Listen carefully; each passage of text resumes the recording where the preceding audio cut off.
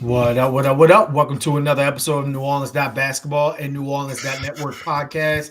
As always, I'm your host, Raphael Rattler, joined by my fellow middle brother, Garrick Rattler. What's popping with you, bro? How your hamstrings doing?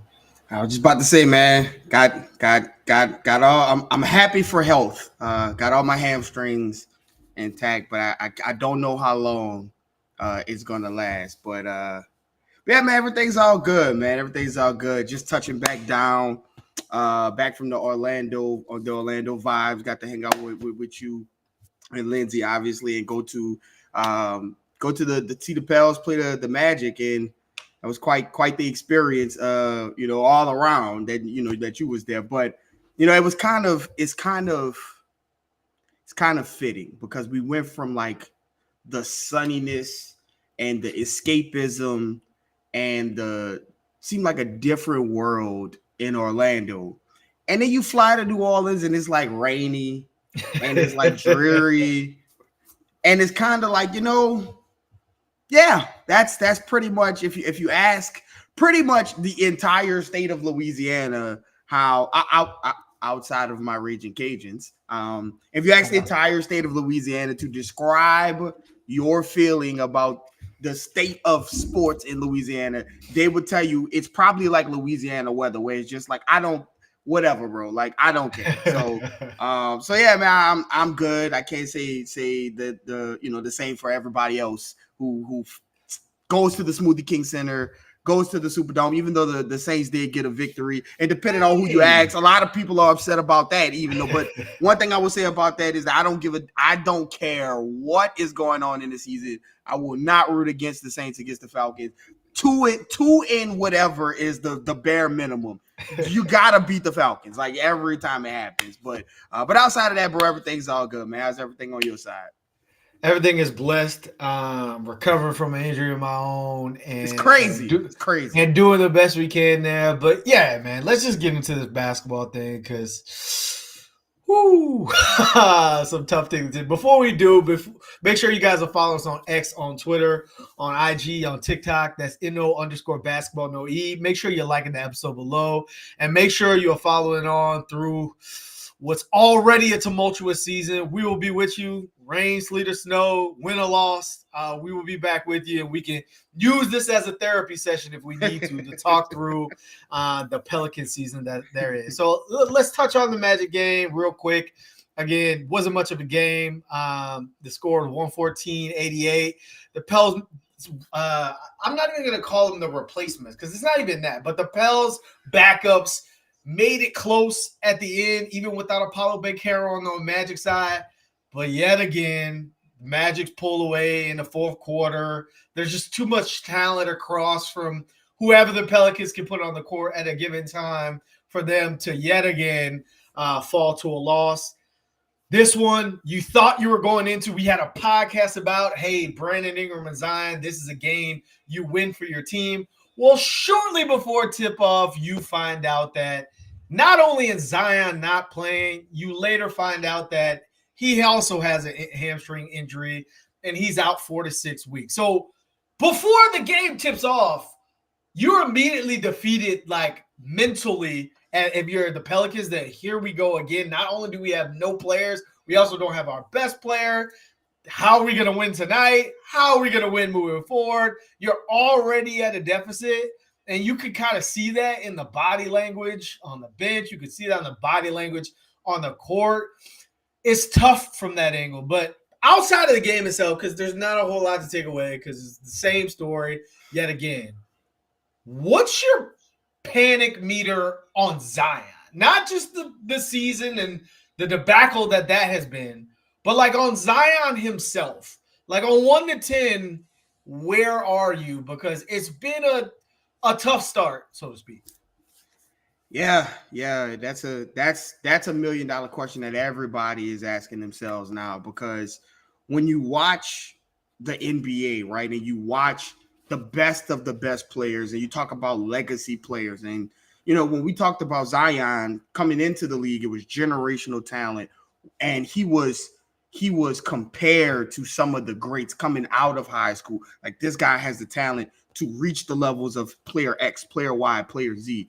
And so when you get into the league and you come in with all of that, you get graded like that, right? Like not all number one draft picks are the same, right? Like nobody is saying Alexander Ricochet might be the next LeBron. Like nobody said that.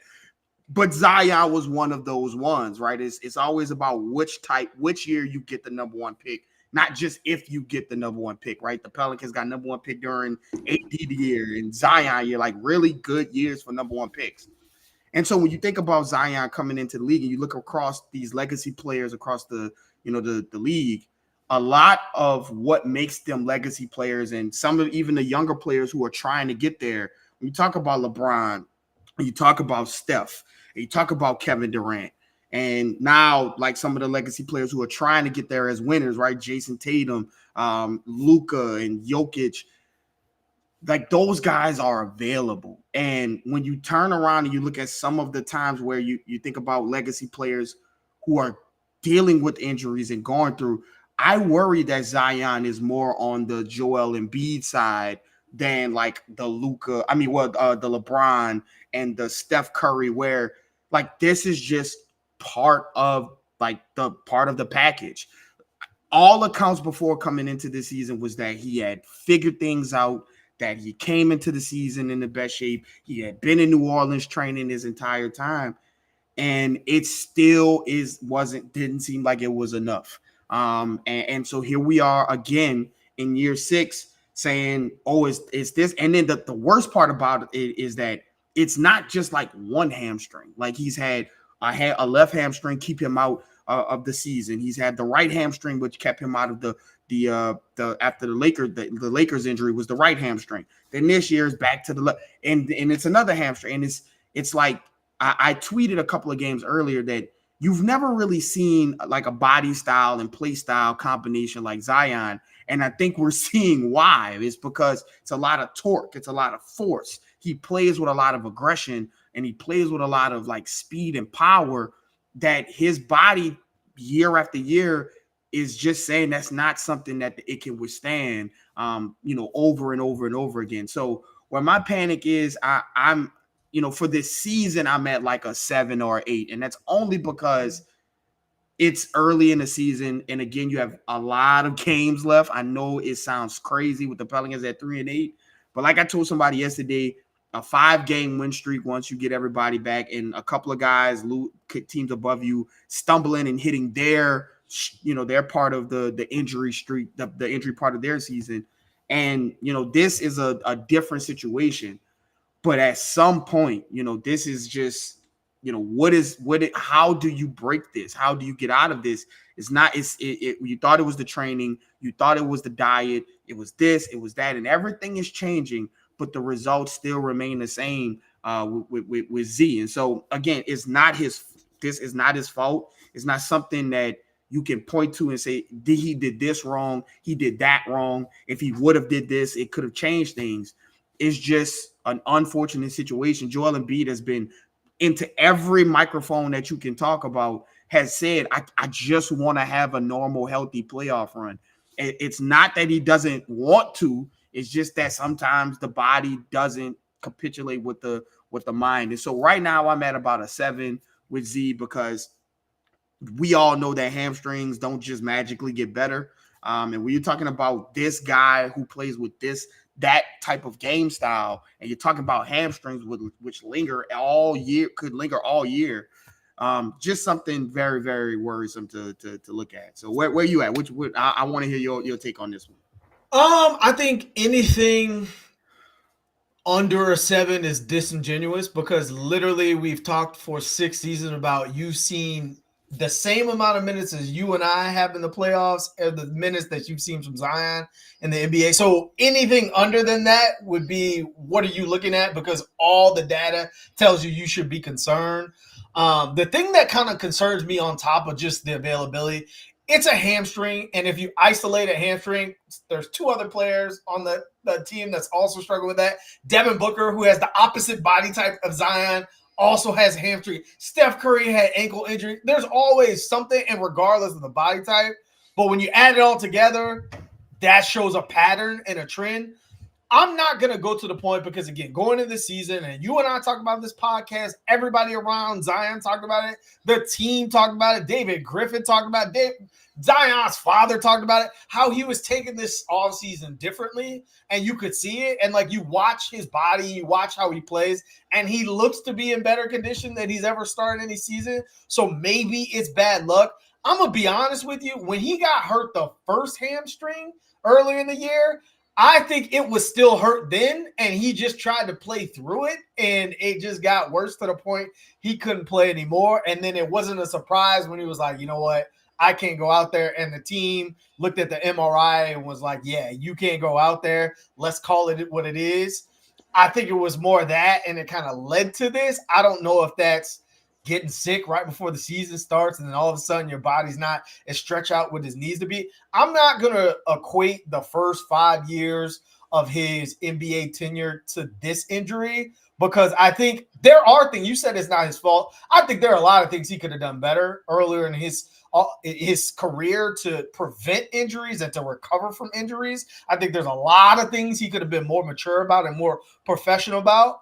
Whereas in this scenario, I don't know if that's what's applying. And so you're just saying that you've been injured up until this point, so why not tack another one on it? And it's hard to argue against that. But what like really steps out to me is like his performance on the court hasn't been the same. Like, yeah, he missed 4 out of the first 10 games anyway, but like he's at a career low in field goal percentage. He was 2-4. The Pelicans were 2-4 in the games that he did play. Now, mind you, half the roster is on the injury report, and I'm not exaggerating when I say half. Literally, half of the 12, 13 players are on the injury report, and it's the half that you need to play. And like, it's not half on the injury report. It's half of them are out. It ain't like they're questionable. It ain't like they're not hurt. They are injured. Yeah. They are injured, but he's had 3 of the worst shooting performances of his career in the first 10 games of the season, and his assist to turnover ratio is atrocious. So, like, you've never really seen that. Like, the moment you've seen Zion on the court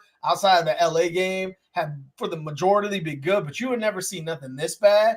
But at the same time, I'm like, all right, he has a career high in rebounds. He's actually shooting the ball, like jump shooting the ball and finding counters more than he ever has so far in his career. Hasn't played with DeJounte Murray yet. Hasn't played with Trey Murphy yet this season. And like the first 2 games, he was averaging like 15 points on 26% shooting. But then the next game, the next 4 games, he was 27 points on 52% shooting and 9 rebounds. So like it was trending like he was starting to get in a rhythm. And you saw him versus the Cavs, who are undefeated, almost knocked them out single-handedly with him and B.I. Like, so there's like a lot of mixed bags there. And unfortunately, that's just what you get with Zion. At this point in his career, that's what it is.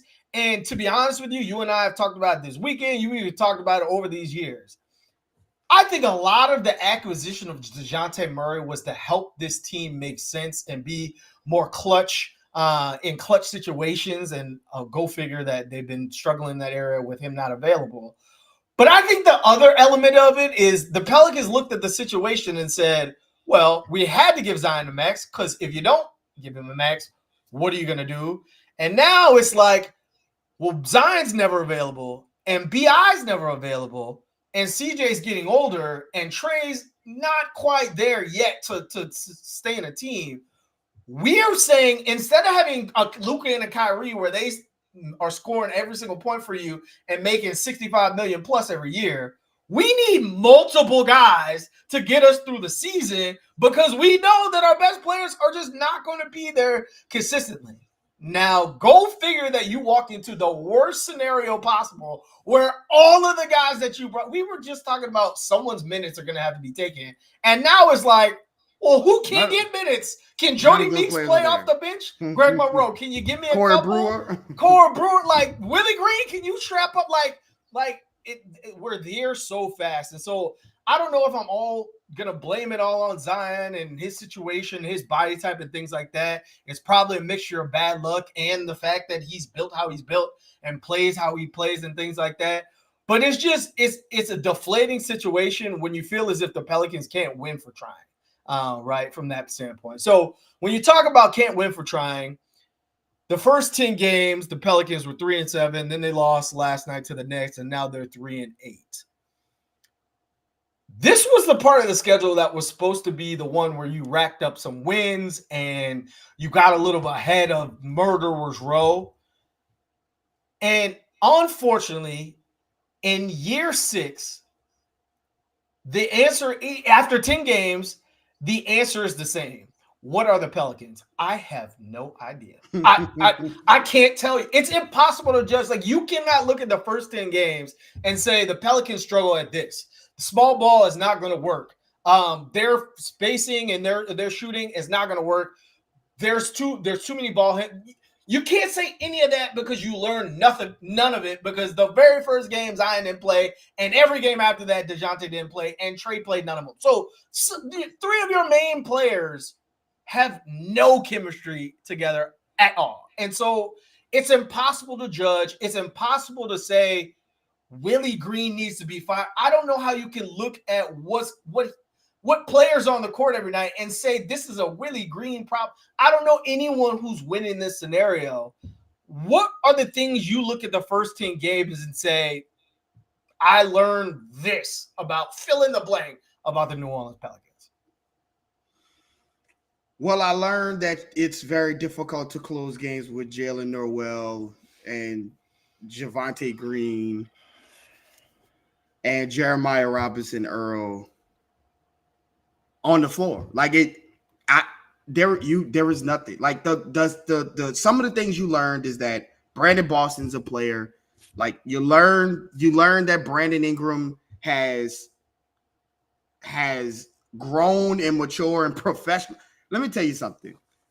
The Pelicans are one Brandon Ingram stub toe, a cold, ankle, knock on wood, an ankle roll, from like being able to take the entire roster onto TNT and have Chuck play who he played for, and he would probably get all of them wrong, even though they play for the same team. Like it is bad. And Brandon Ingram is literally the only thing keeping any semblance of anything together. So you've learned that Brandon Ingram has really, even if it's contract year, Brandon Ingram, whatever the case is, Brandon Ingram has shown a lot to me. He has proved a lot to me. I think Jose has shown that, and rest in peace to the Jose hamstrings.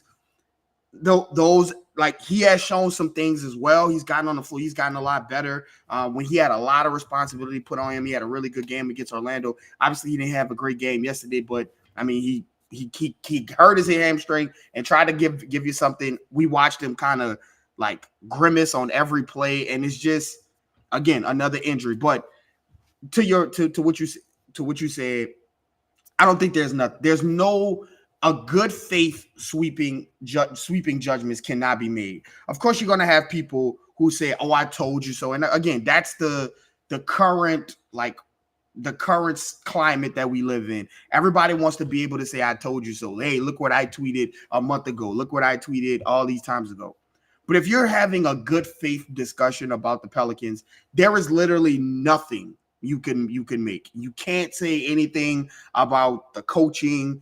I see people talking about, like, yes, the game against the Nets, and the offensive execution in the fourth quarter. And I'm like, yes, I understand that, like, it seems as though there's no system and there's no guidance. However, like, half of these players were not in training camp. They just got on it. Jalen Noel is about to be the starting point guard for the team, and he got there 10 days ago. Do you think he knows Willie Green's scheme? Do you think he know, who can shoot on the team? He don't know. He out there just balling for the sake of balling.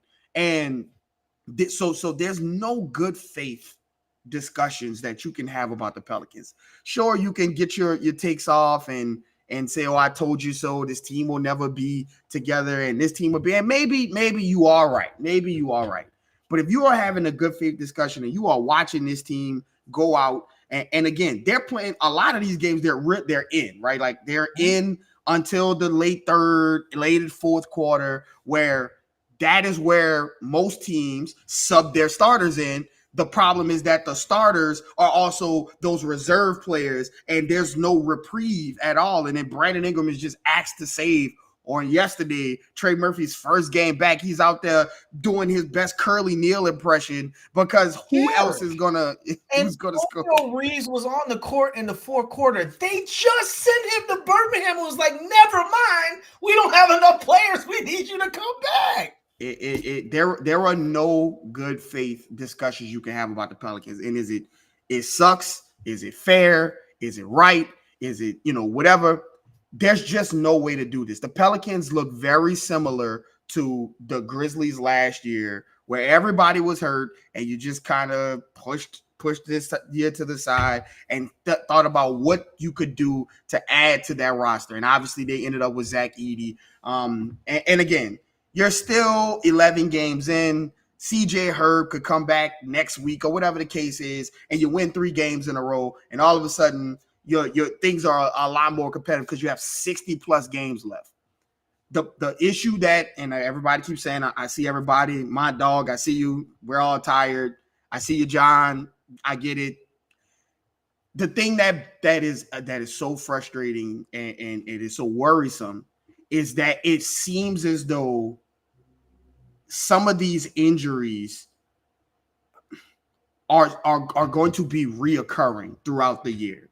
And so if we're already at game 11 and 12 talking about, this guy missed this game, but they came back and tried to play this game, and then this guy, like, it just, you go into Pelicans games and you're like, yeah, you want them to win, but you're like, can you survive the game? And right at that point, that's not a good point to be, both mentally for the fans as well as the team, right? You saw where Brandon Ingram's already posting cryptic posts from a very deep cut movie, by the way, is Snow on the Bluff. Shout out to B.I. for getting that reference, talking about We Just Still.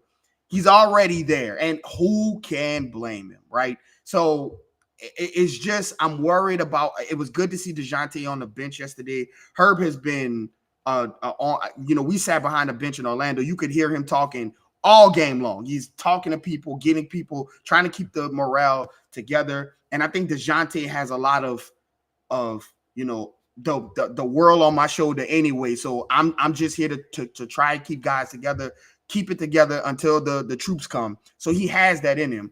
But it's just frustrating because it just seems like you're waiting for that next shoe to drop every single time.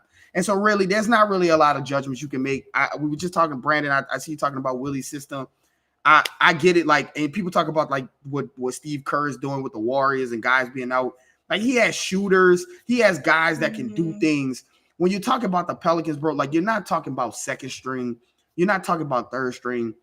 Brandon Boston's was on a 10-day contract, and we sitting here saying, can he save the Pelicans? Like, that's not a good place to be. So system be damned.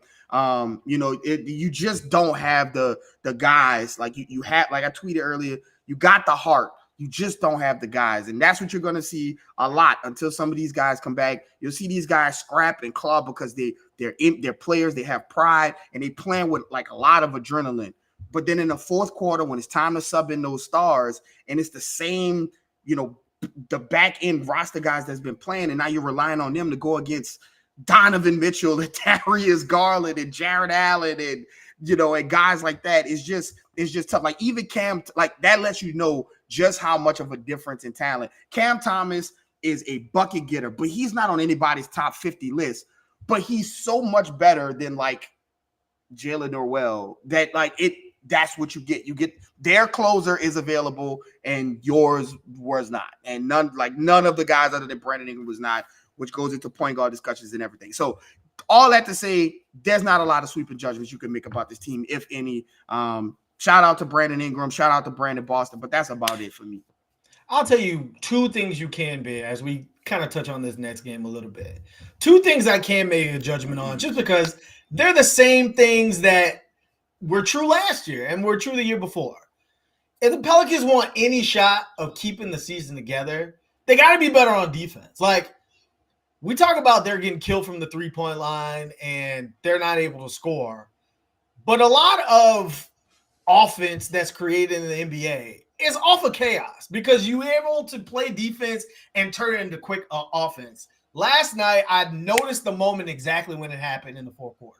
The moment the Pelicans got a lead toward the end and were like, let's not mess it up, let's not go too fast, was the moment when they lost the game. Because then they start getting to the half court and just kind of holding the ball and waiting for BI, who was playing ISO over and over again. It just turned it into like BI go save us versus let's just get up the court, play with pace, and see if something pops open.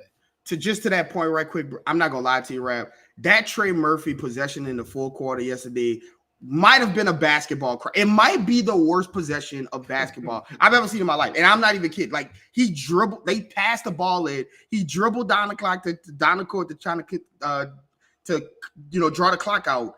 And then, like, he just, like, turned into, like, I heard that like the whole time the possession was going. And it just was awful. And, like, you just can't do anything in the half court with the guys you have on the floor in the fourth quarter. Exactly. And the best way to mitigate that is to play faster and try to get into something before the defense sets up their defense. They're like, yeah, let's go make this guy beat us. Or, yeah, let's go make that guy beat us. It's better to hit them. And that's what the Pelicans were doing and got them a lead in the first place. And then they stopped it. And even though they were getting killed at the three-point line, they still had a chance. They still should have won the game. They just couldn't score for 4 straight minutes. And so if there's 2 things you learn, that very scenario, you are reconfirmed that this team has to play defense to have a chance, and they have to play fast to have a chance. If you don't do those 2 things, you have no chance for the next 3 to 6 to 8 weeks, whatever that looks like for any of these games.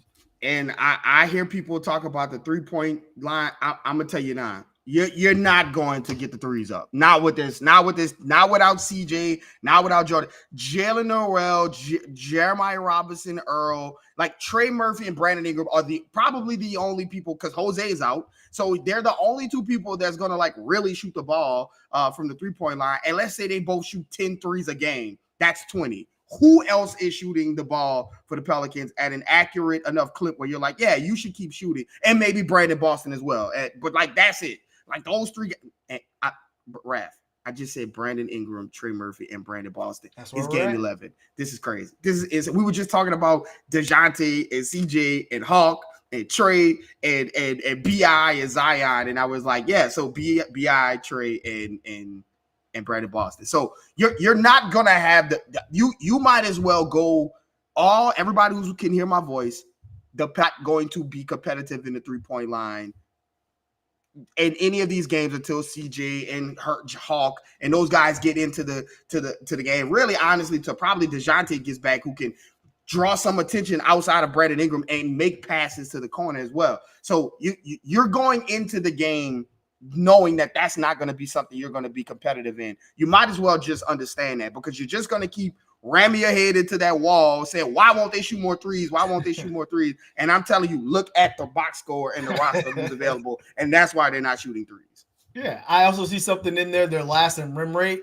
Again, everything you just said about the 3-point line, I could say the same thing about getting to the rim. You took one of the most hellacious scorers at the rim of all time out for the next 4 to 6 weeks.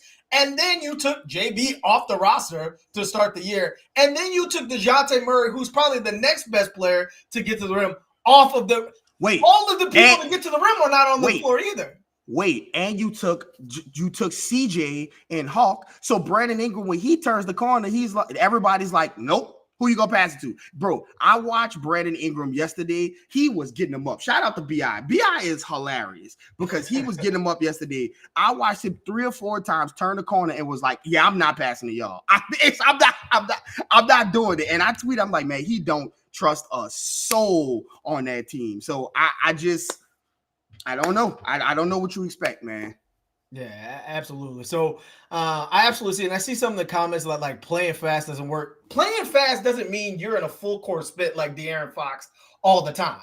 Part of playing fast is, even if you're in the half court, moving the ball quickly. The ball, you've heard the ball moves faster than the man. If you started playing basketball at 4 years old, that's pace too. You don't have to be running fast to play with pace, right? But when you just hold the ball and wait for every other eye on the court to look at you, that doesn't help you either. So I don't agree with that anyway. But you talked about Trey.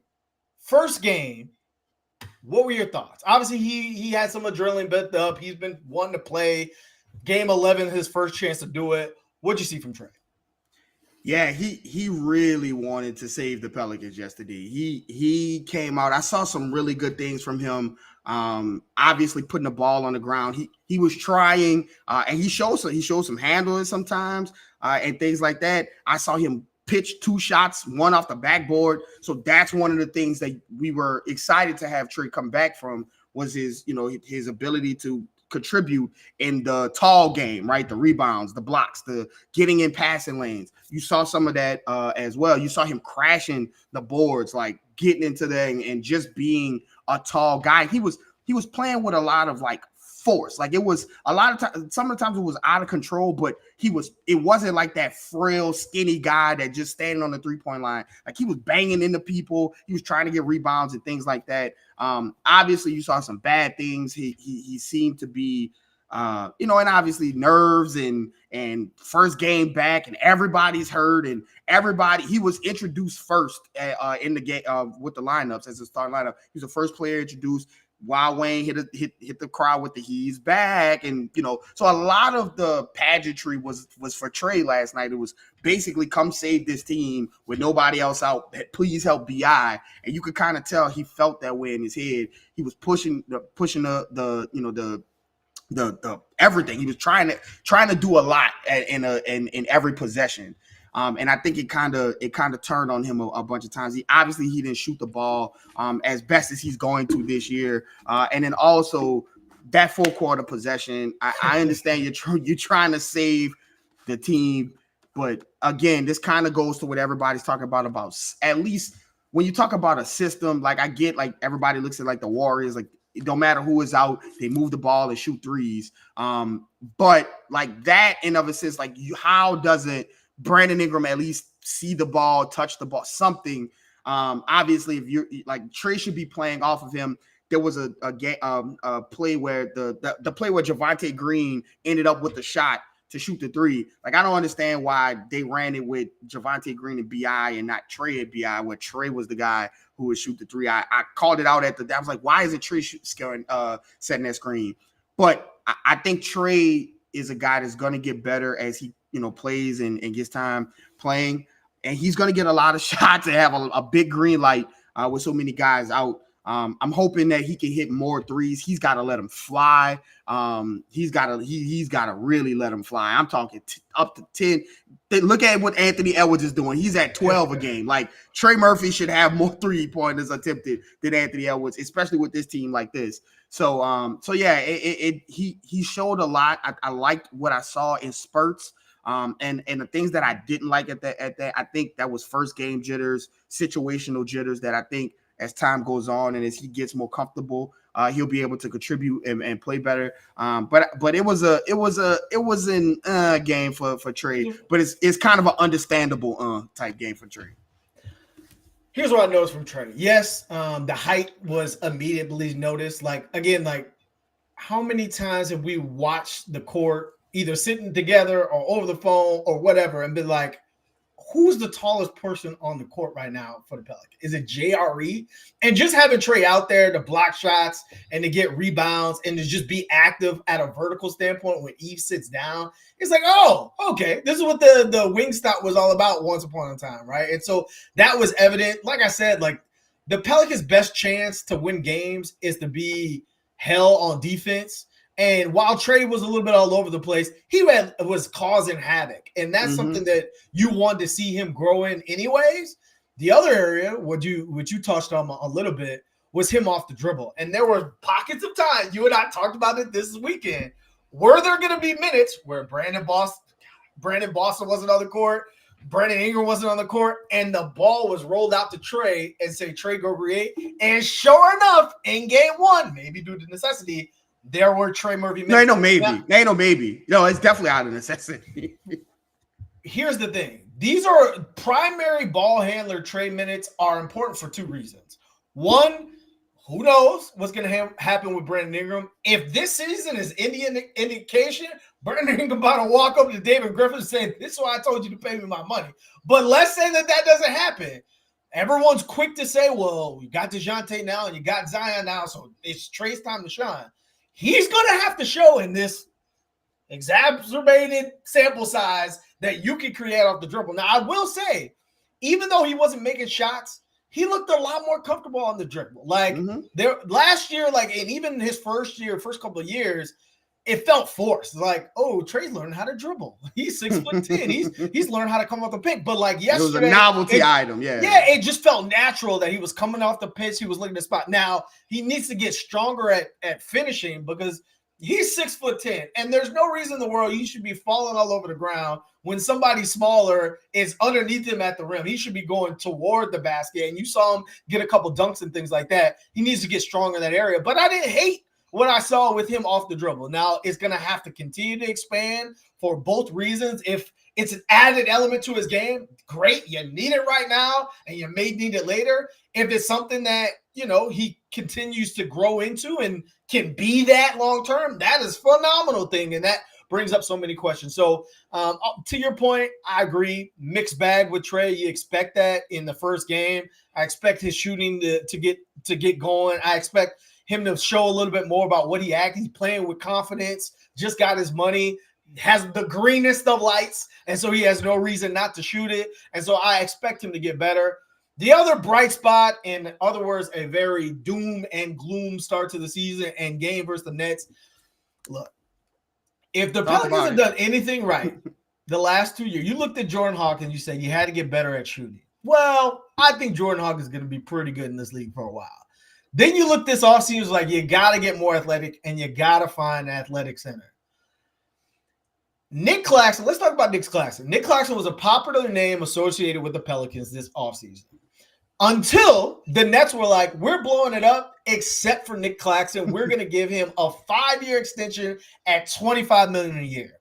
I will sit up here and tell you, in Yves Missi's 11th game, he was the better player on the court yesterday. And you and I were talking about this one-on-one. It kind of seemed like, even though Nick Claxton's been in the league for a while, that his skill set and Yves' skill set are like, what and what? Like, Nick Claxton is still not beating you off the dribble. He's still not beating you back to the basket. He's still a lot of energy, a lot of rebounding, a lot of shot volume. That's what Yves is today. In each game you've seen Yves play, he's grown. Not just from how he sees the court or how his ability to attack on offense or getting comfortable at the rim or being more aggressive on the rebounds, but a little bit of all of those things. But the most important thing is, man, when I saw him face up to the basket and hit Cam Johnson with an okie doke to the rim, I'm like, wait, if he can do this, I wasn't expecting this from Yves, like maybe ever. But if he can do this consistently by year 3 or year 4, not only did you get your starting center for the foreseeable future, you may have gotten something a lot better than people were anticipating. So what did you see from Yves? Hurts his shoulder, gets back out there, gets another dunk after that. What did you see from Yves that you liked? Yeah, Yves was like, for a split second, the encapsulation of the Pelicans season, where I tweeted, he made this phenomenal play, and I was like, oh yeah, he's ready to be the starter. And before I could hit send on the tweet, he was like holding his shoulder, and I was like, oh, send, let me get right back up there and say, oh yeah, Yves is hurt as well. So that was like the perfect encapsulation of the Pelicans season by Yves Missi. But I mean, I think it shows that, yeah, they might have the similar skill set, but Yves has a higher ceiling than him. And again, if you go back and watch our draft a review episode of Yves Missi, the first thing I said was that he has shown us like moves that he can do and things that he can go to that, at Baylor, like you saw him put the ball from the free throw line and do 1-2 dribbles. And I called for it. I said, look, show us some of that. Show that that's not a fluke. Show that that's something that can happen. And so, you've seen it, right? And it's not just this one game, this one play. Like, you've seen glimpses of it every once in a while. And I think the thing that I like about Yves that pops out to me is his basketball IQ. Like, people keep talking about like he's raw and things, and again, the comparisons were to Jackson Hayes, but he's just so much smarter on the floor, and probably, as we heard from Jackson, definitely off the floor. And so Like you see him making smart plays, tapping the ball out when he can't like get to a rebound, tapping it out. And I think the thing that has shocked everybody is that this guy was a foul magnet in the summer league, right? Like he could not stay on the floor. And he is learning. It's different. It's a different thing to learn something and you say, okay, I can store this and I'll get to it if I need to. But he is applying the things that he's learned in the game while the game is happening. And I think that's what's so important and so impressive from Yves is that the things that he's learning on the fly. Like we were talking about Herb Jones his rookie year, and he was phenomenal his rookie year. But he got his lumps from Luka and he got his lumps from Devin Booker, and he was learning. But it still took him to like year 2 to kind of apply that, right? Like you came into the year 2 saying, all right, Herb has learned those crafty moves that those ball dominant wings are trying to get to because you're frail and you're learning, okay, instead of pushing up, I'm going to lean back, let you come to me and use my length instead of trying to meet you with force. Yves is learning that like now, like instead of going for every single block that we saw him at Summer League, he's not only letting his length get, be that kind of driving factor, but he's letting like the thought of Yves Missi attack shots, and he's going for rebounds in places where he knows the ball is going to go because you think I'm coming and swinging hard. And so there's just a lot of things to see with Yves that he's doing while he has nobody to feed him the ball. They ran 0 pick and rolls with Yves Missi yesterday. Like not BI and Yves ran no pick and rolls, like none. They didn't do anything together. And it's because, again, out of necessity, you can't get into some of the things that you would want to if you had DeJounte and Zion and CJ and all of these different Herb and all these different guys. Now he's just kind of like, all right, these are the talents that God gives me. These are the things that I'm good at. And I'm going to like apply the things that I'm learning and let those things match. He's not being set up like he was in that first game with DeJounte, and he still gets 17 points off straight hustle plays and grinding and being in the right spot and beating people off the dribble and things that he's like, you're watching him grow and develop. And so again, if nobody expected, we kept talking about it all during the preseason, and we kept comparing him to Garrick Lively. And again, it was the standard, that's what you go to. But it's very similar to it. Like you saw the Pelicans have it. The Pelicans don't have a center. What are they going to do at center? And we kept saying, like, they have centers on the floor. You just don't know their names, and they're not great, in your head right now. And it was very similar to the Mavs. They didn't have a center problem. It was it was Garrick Lively, and then they went and got Daniel Gafford. And now Garrick Lively, throughout that year showed, now you have a 10-year starter with Luka and Kyrie. Yves it looks the exact same way. He looks like a guy that's like, the things that he does well are things that the Pelicans desperately needs. And he's starting to do them very well. And he's starting to do other things that you're like, that's interesting. And so now you have found, if he's not the answer, you found an answer at center moving forward for sure. And so, I cannot be more impressed with Yves. I think he's been given a raw deal, by hook or by crook. He's finally in the starting lineup.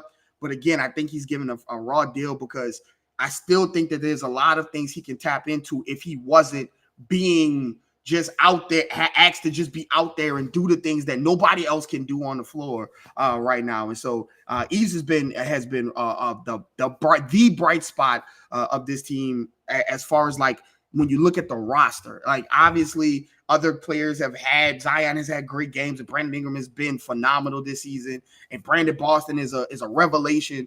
But Yves' growth and what this team needs this year and moving forward, I think that is what's most important and what you can take from these first 11 games.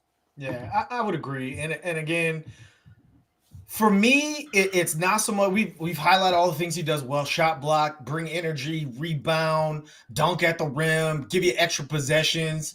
For me, there's two things that stand out that even I underestimated him going into the season.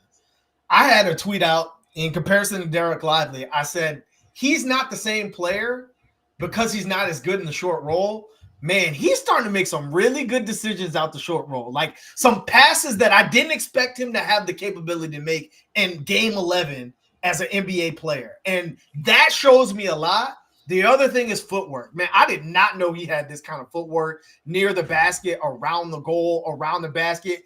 Those two things, that's like the next step for centers. Like most centers get in the league, it takes them a while to get it. It takes them a while to understand how to be effective and impactful night after night. And a lot of it comes down to I'm not really good when the ball is in my hand and I'm not really close to the basket. And the other thing is like when it's not just me in the goal and I have to avoid an obstacle or I have to avoid a defender, what do I do? And he seems to be like ahead of where I thought he was in those two areas. And so if he can do that consistently, I think that he is the answer for the Pelicans moving forward. Now, let's get to the question.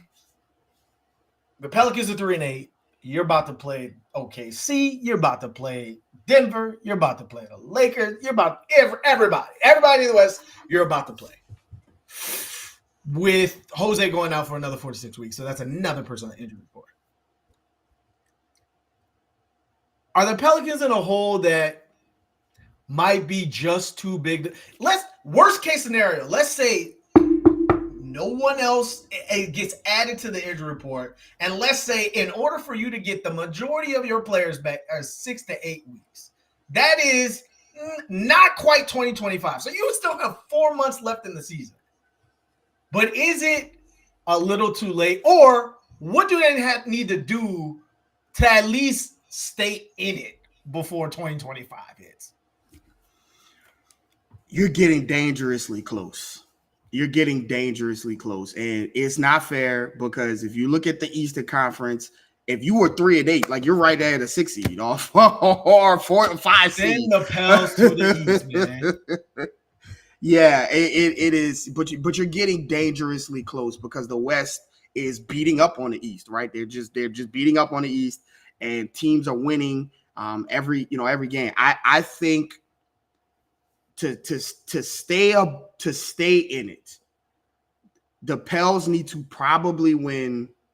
Like we talked about, there's a good name, a number you threw out, like 1 of 3, 1 of 2. Really, they need to win like every other game, honestly, and to get back in it. And it's just something I don't think, especially with the guys are not going to come back, or if you get some of these guys at the earlier end of their prognostications, right? Well, obviously CJ and Herb, you're past that. Yeah, they was supposed to be 1 to 2, and you're supposed to be getting an update on them next week, which would be week 3 or whatever it is. But like if DeJounte comes back on and early, I saw him at the game yesterday. Before the game, he didn't have his cast on. When the game started, he had his cast on. If you get some of these guys at the earlier prognostications of their injury, and you like I said, you could get a 3-4 game win streak and see where something is there. But I mean, with this schedule coming up and this like grouping of teams, it does not look like likely that they're going to be able to make any headway. Now, again, the Pelicans, the NBA is fickle, right? Any given Sunday, we learned that from the game, from the football movie. Any given day, right? You could get hot, and do some things. But it is tough when you're out there and you're asking 10-day contracts. Like Bobby Marks tweeted about the Pelicans today and said that they are in line for multiple 10-day hardships at once. That does not happen very often. And here the Pelicans are at game 12, already qualifying for multiple 10-day hardship contracts. And so I get, I see Irvin, I see you talking about, it's not going to matter as long as Willie's the coach. Again, Willie has won more games every single year. The data tells you that he is a decent coach. But I just don't know what you expect from this lineup. Like, it's going to be the same story. They're going to compete and play hard and be scrappy and be around in games. And then at the end, the better players are going to be on the floor. And if Brandon Ingram isn't being, Dr. Doom on the court, then the Pelicans just don't have a chance. So, they have a super duper mountain to climb. They're going to have to, when they get guys back, they're going to have to win games on like a 50-win kind of pace. Like they're going to have to win a bunch of games in a row. And you're asking guys to come back from injury who've never played together, who don't have any on-court chemistry, who have injuries that like don't just heal, but like can linger around. Like Jose could come back and his hamstring could hurt again, right? Like we've seen Devin Booker sit out a bunch of games, play the Pelicans, score 50, and then sit out a whole bunch of other more games. So like things can happen. And so I just, you're getting dangerously close. And as guys just continuously fall off over and over and over again onto the injury list, that hill gets even more and more. And, before I give it back to you, Raph, for your question, I would just like to hear in the chat what I see everybody's complaining about Willie, and it's not going to happen underneath Willie. As Raphael is giving his take about, this situation, I want you people in the chat and obviously in the YouTube comments to let me know which coach would that you think that the Pelicans, if the Pelicans could fire Willie Green right now and hire a coach right now, but they have to be better and show you better with this roster that they have. Tell me who it is, and I'll be reading in the chat and I'll be responding. Go ahead on yours, Raph. Absolutely. So, as far as this question, like, is the season done? Like, are you toast already? Should you join the Saints and try to get Shedeur Sanders with the top 3 pick if you can't get Cooper Flag? Like, if that's where you're at, the Pelicans have the second toughest schedule the rest of the way. Not great. Zion is out indefinitely. Don't know what that means. 4 to 6 weeks, probably 8 weeks. Don't know what that means. You got at least 2 or 3 more weeks. I think DeJounte Murray is the type to come back sooner than while he probably should, to try to get things going and to try to galvanize the team. I feel like he'll be that type, but still, you're probably 2 to 3 weeks out. The only thing you have going for you, and even this, to your point, is not something to feel good about, is that it's early in the season and nothing is like a debilitating injury, like you're out months and months. They're all soft tissue injuries. And the West, even though it's a battle, they're starting to get hurt too. KD is out already for the Suns. That's not a good sign. Chet is out for the next 2.5 months. That's not a good sign. Aaron Gordon is already out for the Nuggets. Ja and Bane got hurt this week. Kawhi is don't know. So like, it's starting to pile up other places. Nobody is dealing with the level that the Pelicans are. I saw something that like the Pelicans were 4th in the NBA in games lost due to injuries. Tell me who the other 3 teams are. I need to know what their rosters look like that made them lose, that are worse than the Pelicans having 5 of their top 6 out. I need to see what that looks like. So it's happening early, so it gives you time to fight back and for shit to happen other places and things like that. I think at this point, the top 6 is dead. You are hoping and praying that you will get enough wins to get the play in. Again, I'm not going to say it's undoable or they haven't done it before. The Pelicans have a history of starting poorly and getting back. Not to this degree, but starting poorly and shaking back. And with all the talent on the roster, you and I talked about this.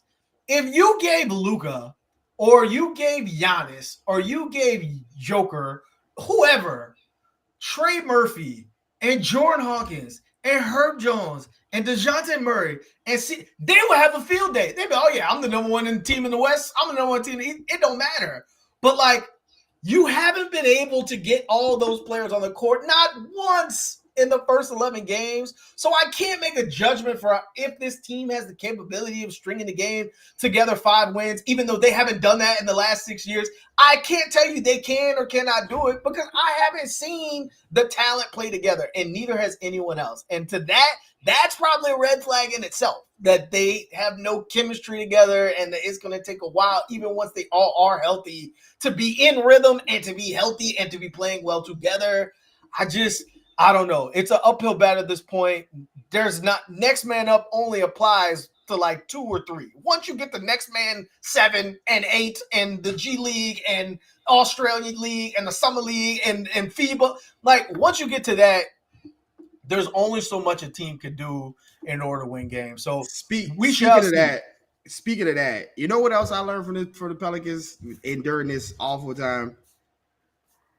Carlo must be real. Carlo Makovich must be really bad. He must be awful. He's not even on the roster. He is with the squadron. He just got a 3-year contract. Saw the entire roster decide, I'm tapping out, coach, for at least the next month and a half. And they were still like, nah, stay where you're at in Birmingham. That's not a good sign for Carlo. And it's not a good sign that the team needs bodies and he's available. And they're saying, we're good. That's just not a good sign. But not ideal. All in all, the Pelicans still got a lot of games to play.